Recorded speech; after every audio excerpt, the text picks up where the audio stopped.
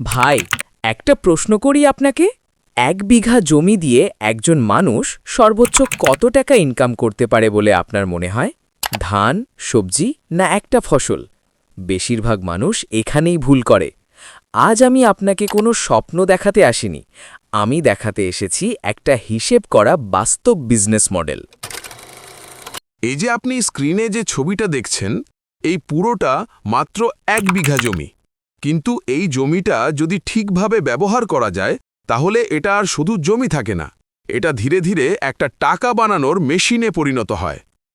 মাঝখানে যে পুকুরটা দেখছেন, এটা তেলাপিয়া মাছের পুকুর। অনেকেই ভাবে মাছ চাষ মানেই ঝামেলা, কিন্তু ঠিকভাবে পোনা দেওয়া, খাবার আর পানি ম্যানেজ করলে 6 মাসেই এখান থেকে প্রায় 2 লাখ টাকার মতো লাভ আসতে পারে। আর সবচেয়ে গুরুত্বপূর্ণ বিষয়টা কি জানেন? এই মাছ একা না, এর খাবারের একটা বড় অংশ আসে পাশের সেকশন থেকে। এই যে পাশে মুরগির খামার, এখানে যদি 500টা লেয়ার মুরগি থাকে, প্রতিদিন যদি গড়ে একটা ডিমও দেয়, তাহলে দিনে 500 ডিম। এই ডিম বিক্রি করেই অনেক পরিবারের মাসিক আয় হয়ে যায়। কিন্তু আসল লাভ শুধু ডিমে না, আসল লাভ মুরগির বিষ্ঠায়, যেটাকে আমরা সাধারণত বর্জ্য বলে ভাবি। এই বিষ্ঠাই মাছের খাবার হয়, আবার গাছের জন্য সার হয়। এবার আসি গরুর অংশে। 4টা গরু।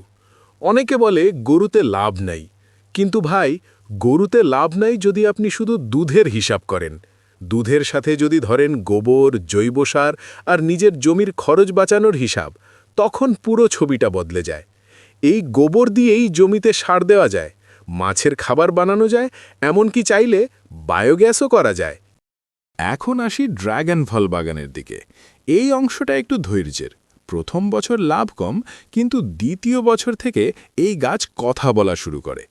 ঠিক মতো পরিচর্যা করলে বছরে 4 থেকে 5 লাখ টাকা আসা অস্বাভাবিক কিছু না। ভাই, এই পুরো মডেলের আসল শক্তি এক জায়গায়। একটার বর্জ্য আর একটা সম্পদ। মাছ, মুরগি, গরু আর গাছ কেউ একা না, সবাই একে অন্যকে সাপোর্ট করে।